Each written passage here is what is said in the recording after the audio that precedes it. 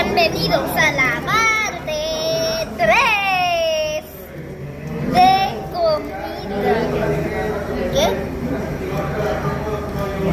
¿Comida narcotal? Vamos. El día de hoy,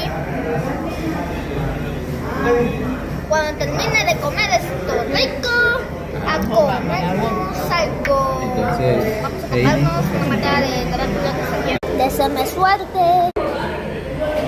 mamá.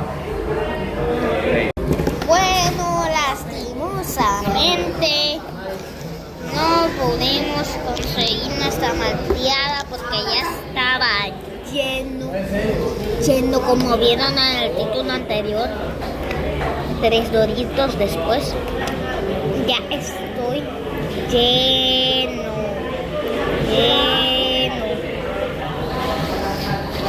Bueno, acá terminé de comer.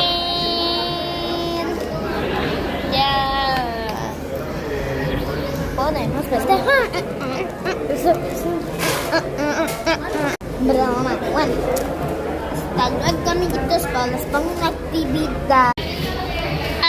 Encuentra el camino que lleva al pollito a su familia. ¿Lo ven?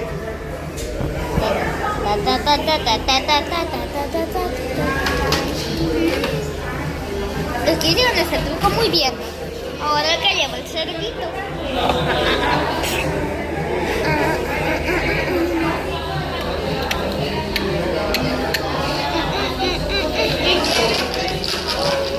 Listo, le llamamos.